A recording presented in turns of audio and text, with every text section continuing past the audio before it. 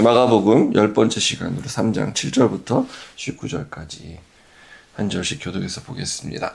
예수께서 제자들과 함께 바다로 물러가시니 갈릴리에서 큰 무리가 따르며 유대와 예루살렘과 이두메와 요단강 건너편과 또 두로와 시돈 근처에서 많은 무리가 그가 하신 큰 일을 듣고 나오는지라. 예수께서 무리가 에워싸 미는 것을 피하기 위하여 작은 배를 대기하도록 제자들에게 명하셨으니 이는 많은 사람을 고치셨으므로 병으로 고생하는 자들이 예수를 만지고자 하여 몰려왔습니다. 더러운 귀신들도 어느 때든지 예수를 보면 그 앞에 엎드려 부르짖어 이르되 당신은 하나님의 아들이니이다 하니 예수께서 자기를 나타내지 말라고 많이 경고하시니라. 또 산에 오르사 자기가 원하는 자들을 부르시니 나아온지라. 이에 12를 세우셨으니 이는 자기와 함께 있게 하시고 또 보내사 전도도 하며 귀신을 내쫓는 권능도 가지게 하려 하심이로라. 이 12를 세우셨으니 시몬에게는 베드로란 이름을 더하셨고 또 세베대의 아들 야고보와 야고보의 형제 요한이니 이 둘에게는 보아너게 곧 우레의 아들이란 이름을 더하셨으며 또 안드레와 빌립과 바돌로메와 마테오와 도마와 알포에오의 아들 야고보와 마데오와 가나안인 시몬이며 함께 또 가롯 유다니 이는 예수를 한 자더라. 아멘. 하나님 아버지 감사합니다. 이제 예수님의 본격적인 사역이 시작됨을 우리가 보게 됩니다. 예수님께서 이 땅에 오신 본질적 목적이 무엇인지를 우리가 좀 더 자세하게 알기로 원하오니 말씀 가운데 함께 하셔서 은혜로 우리에게 깨닫는 그런 귀한 시간 되도록 축복하여 주시옵소서. 예수님 이름으로 기도드렸습니다. 아멘. 우리는 이제 베드로, 마태 이런 사람이 예수님의 12제자다 이렇게 알고 있죠. 그러면은 이제 성경에 신약 성경에 보면 제자들이라고 나오는데, 그럼 제자들은 누구냐? 이런 궁금증이 있을지 모르겠어요. 근데 마태나 마가복음에서 사도란 말을 잘 안 쓰고 그 12명 사도를 그냥 제자라고 쓸 때가 많아요. 근데 분명히 구별되는 그 12명은 사도고, 그리고 그들도 제자라고 쓰는데 그 외에 다른 예수님을 따르는 사람들도 또 제자라고도 합니다. 그래서 우리는 이제 후대 사람이니까 이제 구분해서 이렇게 볼 수가 있는데, 그런 관점에서 구분해서 제자와 사도는 어떻게 다른가, 이걸 좀 오늘 본문에 그런 내용이 나오기 때문에 보겠습니다. 그래서 이제 부제목이 뭐냐면 부름과 따름의 긴장이 있어요. 제자와 사도들에게는 부르셨어. 그래서 따라가야 돼. 근데 이제 불렀는데 안 따라간다거나 이런 경우가 있잖아요. 긴장 관계가 있다는 거예요. 그래서 제가 마가복음 2번째 시간이었나요? 강의 시간에 초두에 예수님께서는 왜 그때 당시 유대교의 그러니까 본산이라고 할 수 있는 예루살렘 성전이 있는 예루살렘에서 사역을 시작하셔야 당연할 것처럼 생각이 되는데 거기서 세례도 받으셨거든요. 세례 요한한테. 그러니까 예루살렘을 표현이 좀 이상하지만 정복해야, 예루살렘을 무너뜨려야 구습인 어떻게 보면 이제 구종교라고 할 수 있는 유대교를 무너뜨리고 예수님이 진정으로 원하신 기독교라고 할 수 있는 신교죠. 그러니까 그거를 퍼뜨리기 위해서는 예루살렘에서 하시는 게 마땅할 것 같은데 예루살렘에서 시작을 하지 않고 다시 갈릴리로 왜 가셨을까? 이런 질문을 드린 적이 있습니다. 그래서 이 지리적 관점은 이제 중요한데 결과적으로 우리가 봐서 알지만 예루살렘은 예수님을 거절했어요. 결국은 먼저 시작하지 않아서 거절한 게 아니고 먼저 시작했어도 거절했을 거예요. 그러니까 오히려 예루살렘 시작하셨으면은 1년도 못 가서 죽으셨을 수도 있어요. 갈릴리에서 이제 갈릴리 시작했고 이제 점점 퍼져나가게 되죠. 갈릴리에서 사셨기 때문에 자기의 그 살았던 그 고향 근처이기 때문에 그런 점도 있는데, 이 갈릴리와 예루살렘은 그런 면에서 이제 대립적 관점으로 이렇게 성경 계속 쓰고 있습니다. 마가복음이 이제 유난히 그런 관점을 많이 보여주고 있는데, 그러면 이게 외형적으로 실제 이렇게 이런 사건적으로 드러난 것만 대립이냐? 그게 아니라 실제 내용적으로 대립을 하고 있는 거예요. 그러니까 예를 들면은 바리새인들이 어떤 뭐 안식일에 대한 그런 또 서기관들이 이렇게 시비를 걸었을 때, 그런 사건 그 자체로만 대립이 아니라 결국 내용적으로 그들은 우린 그걸 못 받아들이겠다. 안식일에 대한 예수님의 어떤 새로운 해석, 그건 우리가 못 받아들이겠다. 이렇게 이제 되는 거죠. 그 내용을 이제 특징을 짓게 됩니다. 그래서 오늘 이제 본문도 갈릴리에서의 사역인데, 오늘 이제 읽었던 7절에 보시면 갈릴리에서 큰 무리가 예수님을 따르고 있었습니다.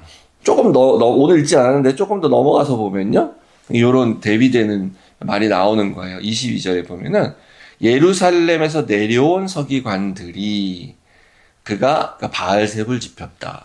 사단의 종로로 한 그런 인간이다. 귀신의 왕이다. 뭐 이렇게 이제 비난을 하게 되는 거죠.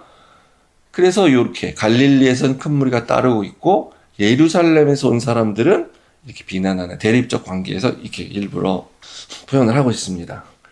그래서 말씀드린 대로 이 제자 혹은 사도들에게 있어서는 우리도 그래서 마찬가지인데 이 부름과 따름에 대한 그 긴장이 있어요. 그러니까 부르지도 않으셨는데 자기가 따르겠다고 하는 사람들이 있고, 또 반면에 따르지는 않으면서 하나님이 나를 부르셨다, 예수님이 나를 부르셨다, 이런 사람도 있겠죠. 네. 둘 다 아닌 사람도 있고 부르셨다고 믿고 따르기는 하는데 이상한 방향으로 따라가는 사람도 있을 수 있고요. 오늘날 우리가 살고 있는 세상에서도 지금 그렇게 그러고 있습니다, 사실. 그래서 7절과 13절을 대비해서 보면요, 7절에서는 이제 예수님을 따르는 큰 무리가 있어요. 이 사람도 예수님 부른 사람이 아니에요. 따르고 있는 거예요, 그냥. 그리고 13절에는 예수님께서 자기가 원하는 자들을 부르셨죠. 그들의 12명의 제자가 이제 나오게 되는 겁니다. 그러면 이제 부르지도 않았는데 따르겠다고 하는 사람들이 누구냐? 이게 이제 이렇게 단계로 보면, 이렇게 발전에 당하는 단계로 보면 군중입니다. 그래서 이 사람이 이제 군중이에요. 그래서 8절에서 12절을 좀 다시 보면은 부르지도 않았는데 따르는 사람들, 군중이에요. 그래서 많은 무리가 그가 하신 큰 일을 듣고 나오는데, 사실은 이 사람들 대부분은 이렇게 병을 많이 고쳐주시고 계셨기 때문에, 예수님이 이 당시에 이제 의료라는 게 거의 없는 시대이기 때문에 이제 그 병들고 또 뭐 이렇게 해서 예수님을 따르게 되죠. 그리고 이제 어떤 기적을 일으키시는 걸 보고 또 뭐 신기한 뭘 하나, 혹은 저가 또 메시아인가 뭐 이런 거를 좀 보기 위해서 오는 그런 사람들입니다. 그런데 이제 이 군중, 부르지도 않았는데 따르는 사람들인 군중은 어떤 상태냐면은 따르긴 따르는데 예수님에 대한 인식은 없습니다.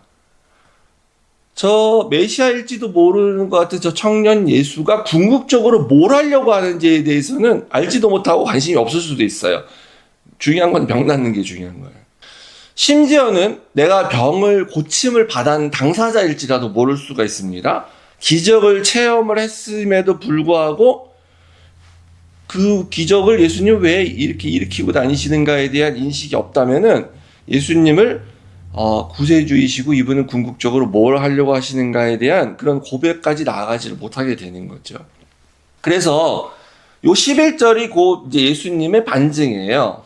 이게 아이러니컬하게도 귀신 들린 자들, 더러운 귀신이라고 표현되는 이 귀신들은 자기가 이제 예수님을 보면은 그냥 있는 그대로 말을 해요. 정확히 알고 있기 때문에 거짓말로 말할 이유가 없는 거죠. 그래서 예수를 보면 엎드려 부르짖어 이르되 당신은 하나님의 아들이다 라고 이렇게 알려줍니다.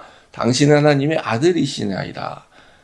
그러면은 이 군중들이 귀신 들린 자가, 귀신이 저 예수를 보고 당신은 하나님의 아들입니다라고 말하면 저 예수가 메시아구나, 하나님과 동일한 존재구나, 이렇게 믿고 따라야 되는데, 그래야 인식의 단계로 나아가는 건데, 근데 예수님께서 그러면은 이렇게 사람들은 막 모를 때 본인이 가리키지 않아도 귀신이 이렇게 가르쳐주면 자기 자신을 증명해 주는 거잖아요. 귀신이. 역설적이긴 한데, 그러면 예수님 입장에서는 오히려 좋은 거 아니겠어요? 그런데 뭐라 그럽니까? 12절에. 자기를 나타내지 말라고 많이 경고하셨다. 자주 귀신을 야단치면서 야, 너 어디 가서 소문내지 마. 너 말하고 다니지 마. 내가 하나님이 아들인 거 너 말하고 다니지 마. 이렇게 귀신을 야단치셨어요. 그건 무슨 얘기입니까? 그런 식으로 해서 내 존재가 인식되는 건 올바른 게 아니다라는 거죠. 잘못 알게 되는 거다, 그거는. 그리고 네가 아무리 말해봐야 이렇게 따라다니는 이 군중은 어차피 못 깨달아. 나를 제대로 알지 못해.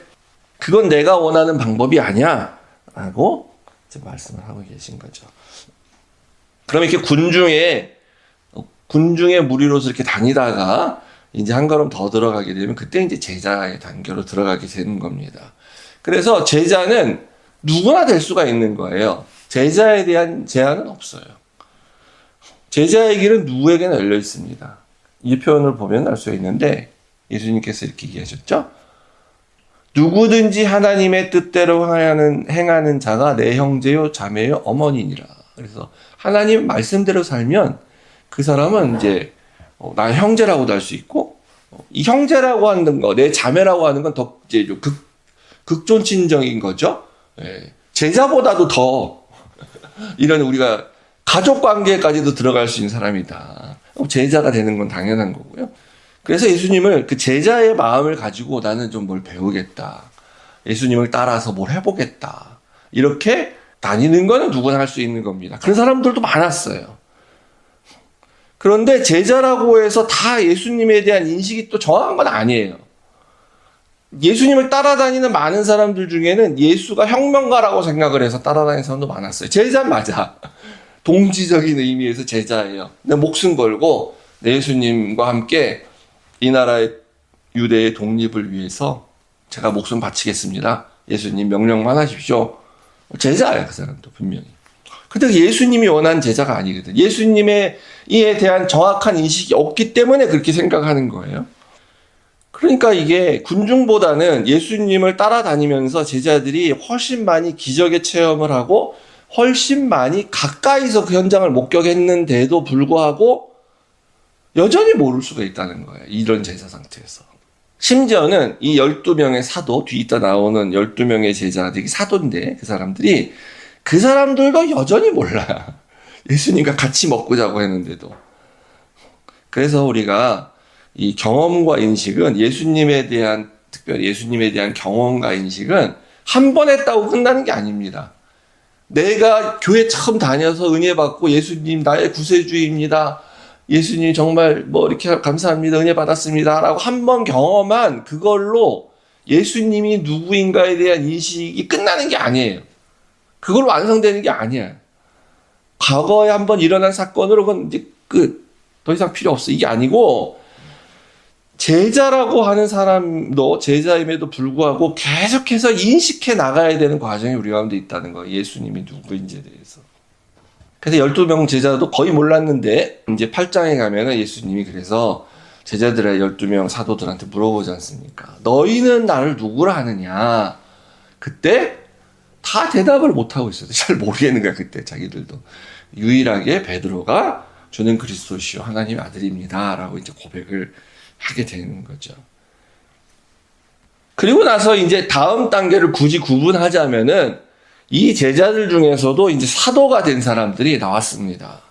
그 사도가 된 사람들은 우리가 아까 읽은 본문에 보면은 예수님이 원하셔서 부르셨어요. 특별히 부르셨어. 그리고 그 부르심에 응답을 해서 따른 자들입니다. 그러니까 다른 제자들은 이제 다른 일반적인 제자들, 예수님의 12사도 말고 제자가 많이 있었습니다. 그 제자들은 예수님의 어떤 그 사역 일반 전반적인 거에 대해서 이렇게 막 선포하시고 회개해라 천국이 가까웠느니라 하고 또 치유하고 이적 일으키시고 하는 거기에 대한 반응을 하고 응답한 이분이 메시아일 수 있겠구나 하는 그런 어떤 사람들이라면은 사도들은 거기서 한 단계 들어가서 예수님께서 구체적으로 요구하는 게 있었어요. 구체적으로. 사도가 되려면 너희들은 요렇게 살아야 된다. 요런 걸 해야 된다. 라고 구체적으로 요구한 사람들. 거기에 그리고 기꺼이 응답한 사람들이죠. 그래서 이 사도는 아주 특별한 기능을 갖게 됩니다. 그래서 이제 12명의 사도를 세우는 것이 너무 중요하기 때문에 그 누가복음에 보면요. 예수님이 12명의 사도를 이렇게 부르셨다. 그래서 12명이 소개될 때 오늘 본문과 이제 병행 본문인데 그 전에 전날 예수님께서 철야 기도를 하십니다. 밤새도록 기도하시면서. 이게 얼마나 중요한 일인가에 대한 반증이죠. 철야 기도하시고 12명을 얘기했어요. 이 사람들은 이제 특별한 기능이 뭐가 있냐? 자기와 함께 있어야 돼요. 자기와 함께 살아야 돼. 3년간 사도들은 바로 옆에서 예수님과 먹고 마시면서 함께 이제 살게 되죠. 그리고 예수님이 이들을 보내요. 세상으로 보내는 겁니다. 그리고 가면은 세상에 가서 전도를 해요. 그리고 귀신을 내쫓는 권능도 있습니다. 그리고 여기 소개되지 않지만 이들도 병 고치는 그런 능력이 나타나요. 사도들 가운데서도. 그래서 베드로가 안진뱅이도 막 일으키고 이렇게 하죠. 요 일을 너희들 앞으로 할 거다. 내가 그런 권능도 주겠다. 이렇게 하면서 12명을 불렀는데, 근데 이걸 가만히 보면은 요게 특별한 게 아니고 예수님이 지금까지 지금부터 해갖고 이제 십자가에 달리기 전까지 3년간 예수님이 하신 일이라는 거예요. 똑같은 거예요, 이게. 그 일 그대로야. 그러니까 사도들은 예수님이 부활 승천하셔서 이 땅 가운데 이제 안 계신 그 뒤에 예수님이 하던 일을 똑같이 지상에서 하게 된다는 거예요. 그러면 이 중요한 게 있는데요.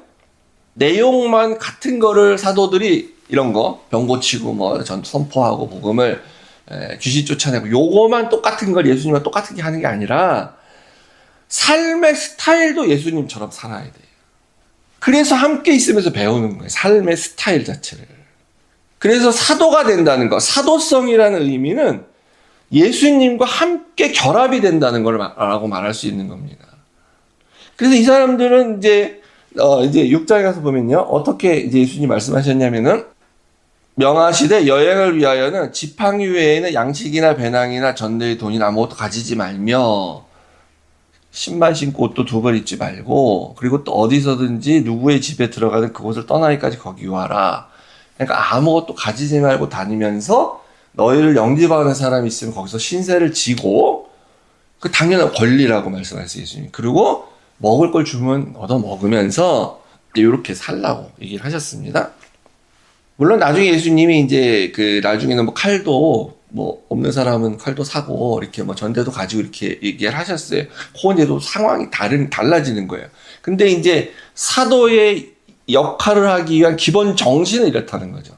예수님도 이렇게 사셨어요. 그래서 사도들도 이렇게 살았어요, 나중에. 그래서 이거를 이제 오늘날도 이제 이런 거를 그래서 주장하거나 이제 이렇게 실천해 보려고 하는 사람들이 있는데, 근데 이제 시대가 달라서 이렇게 되면 이제 많은 오해를 받기 때문에 사실은 뭐 꼭 그렇게 해야 되는 건 아닙니다. 초기 1세기 문서 중에 디다케라는 문서가 있는데, 이게 뭐냐면 사도들의 가르침을 모은 거예요.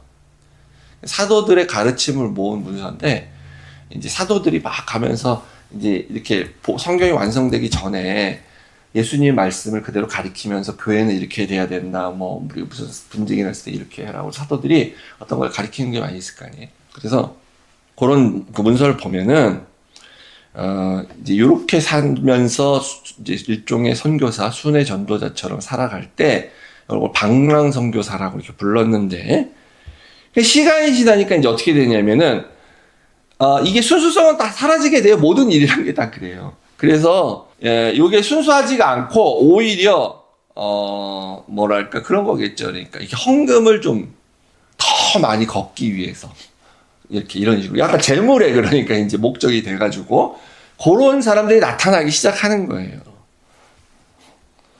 그래서 이제 이제 그 도시에 이런 방랑 선교사가 왔을 때 이 사람이 진짜 순수하게 정말 그런 사람인가? 아니면 이 사람이 이렇게 와가지고 우리 사기쳐가지고 헌금이나 이런 걸 걷어갈 건가를 이렇게 좀 테스트하고 아니다 싶으면 안 받아들이고 뭐 그런 일이 있었다고 합니다.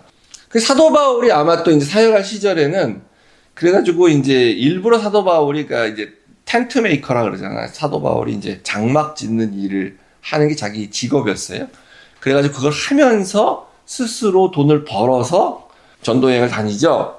그랬을 때 이제 사도 바울은 뭐라 그랬냐면 내가 너희들한테 나를 먹여 살려라, 나한테 먹을 거를 줘라 하고 이렇게 말하면 너희들이 부담을 갖고 오히려 나를 순수하게 안 볼 수 있기 때문에 나는 이렇게 내 스스로 자비량 선교, 일종의 텐트 메이커로 일을 한다라고 했거든요. 근데 그랬는데 이제 그 성경에 보면은 다른 사도 바울의 대적자들이 사도 바울이 그렇게 하고 돌아다니기 때문에 사도가 아니다라고 공격을 하게 돼요, 오히려. 왜냐하면 예수님이 사도는 이렇게 살라 그랬거든. 근데 사도 바울은 아니네, 돈 벌면서 다니네, 이런 일이 이렇게 생기게 되는 겁니다. 오늘날 이제 더 이상 사도는 존재하지 않습니다. 신사도 운동이 이런 거 다 틀린 거예요. 잘못된 거고 스스로 자기가 사도라고 말하는 사람 닭은 이단이라고 보면 됩니다. 절대로 속지 말으셔야 돼요, 여러분. 사도는 더 이상 존재하지 않아요. 우리는 다 그냥 다 제자입니다. 제자. 우리가 부르심을 받았다고 말할 때 우리를 부르셨다는 그 부르심은 예수님이 사도를 지금 12명의 사도를 세우기 위해서 부르셨다는 그것과는 다른 거예요. 우리가 말하는 부르심은 소위 말해 콜링이죠. 콜링. 소명에 관한 것. 그런 면에서 하나님 혹은 예수님은 우리를 다 부르셔요. 누구나 제자가 되라고 다 부르세요.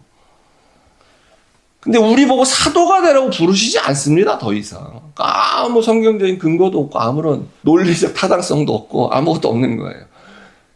그리고 사도로 부르셔서 이런 권한도 주지 않으세요. 뭐 병 고치는 권한, 무슨 뭐 귀신 쫓는 권한 이런 거 안 주세요. 뭐 혹시나 은사를 받아서 내가 그런 나를 통해서 그런 뭐 능력이 나타난다 그래도 그건 무슨 글쎄 특별한 목적을 가지고 은사로 주셨는지 모르지만 그렇다고 해서 그 사람이 사도가 아니에요.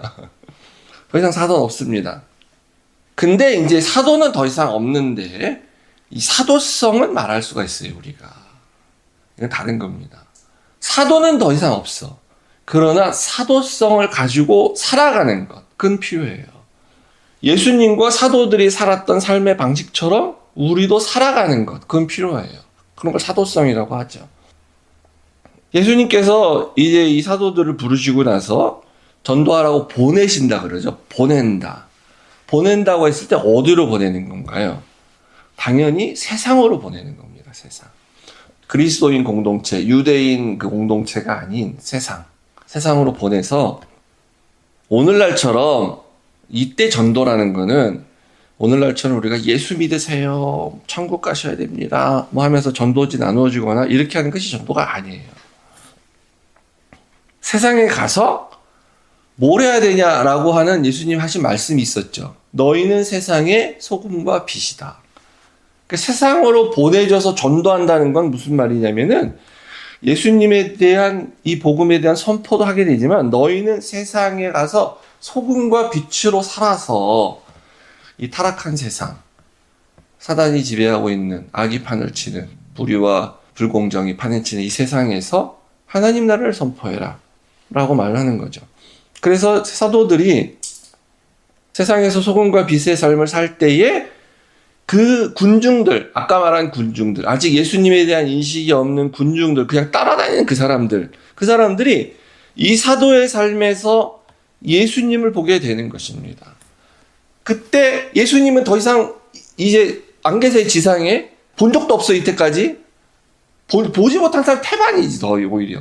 근데 예수님은 없는데, 본 적도 없는데, 사도를 보고 그 예수님을 만나게 되는 거예요. 그래서 군중이. 그래서 그 군중도 예수와 결합을 하게 되는 거죠. 이게 예수님의 전략입니다. 죽으시고 부활하시고 지상에 더 이상 안 계시고 승천했는데 어떻게 기독교가, 그리스도교가 세상을 정복한다는 좀 표현이 저기 한데 하여튼 이 세상을 퍼져나가면서 세상에 이제 그냥 정복한다는 말로 쓰죠, 의미로. 그래서 이 세상에 힘으로 누른다는 그런 건 아니고, 그러니까 이 세상에 하나님의 선한 영향을 미치게 되는가? 그럼 예수님이 제일 좋은 방법은 승천 이후에 한 50년, 60년 더 이 땅 가운데 계셨으면 더 좋지 않겠어요? 근데 안 계셔. 그리고 가셨어. 예수님의 그 전략은 뭐냐? 그러면 이제 이게 없어질 것 같잖아요. 교주라고 말할 수 있는 사람이 안 계셔, 더 이상. 눈에 일단 안 보여. 이제 우리는 승천하셨다고 믿지만, 그 세상 사람들이 그걸 믿나? 안 믿지, 당연히. 근데 이게 그러면 실패하고 금방 소멸될 것 같잖아요. 더 이상 없는데. 근데 이제 어떻게 이 기독교가 없어지지가 않고 오히려 더 강력한 영향력을 가지고 전 세계로 퍼져나가게 되냐. 그 예수님과 같은 방식의 삶을 사는 12명의 사도가 있었기 때문에 가능한 거예요. 그 12명의 사도가 해내는 거죠. 이제 12명이라는 건 이제 상징적 숫자예요, 사실은. 그러니까. 그리고 이제 그 12명의 사도의 또 이제 속사도라고 보통 부르는 다른 그 밑에 제자. 마가 같은 사람이 이제 그런 사람이에요. 마가는 원래 12사도는 아니에요. 베드로의 제자예요. 예, 그런데 그 사람들도 많은 제자들 생기고 또 그 밑에 또 많은 제자들 생기고 그래서 요 12명은 상징적 숫자인데 그 요한계시록 7장에 보면 종말의 때에 예수님께서 이스라엘의 12지파를 이렇게 부르시고 다시 보내시고 하는 걸 통해서 자기 나라를 완성한다라고 하죠. 그래서 이 12명은 전 세계를 이렇게 커버하는 상징적 그 숫자입니다. 그래서 우리도 사도들 덕분에 이렇게 예수님을 직접 만난 적이 없지만 예수와 결합할 수 있는 그런 삶을 살고 있는 것입니다. 그래서 우리가 더 이상 사도는 존재하지 않고 또 우리도 사도가 아니지만 우리가 그 사도성을 가진 그 사도적인 삶, 사도성이라고 제가 말씀드렸죠. 그런 삶을 살 때에 그러면 우리를 보고 다른 사람도 예수와 결합하는 것을 믿으시기 바랍니다. 그래서 한 주간의 삶을 그런 믿음을 가지고 그런 관점을 가지고 사시기를 주의 이름으로 축복드립니다. 아멘. 이제는 우리 구주 예수 그리스도의 은혜와 하나님 아버지의 사랑과 성령님의 함께 하심이 오늘 이 자리에 함께 예배 드리는 우리 주의에게와 또 함께 하지 못하는 우리 장로님과 권사님, 사모님 위에 또 코로나로 인해서 힘든 그런 시간이지만 속히 낫기를 원하는 우리 모두에게 영원토록 함께 있을지어다. 아멘.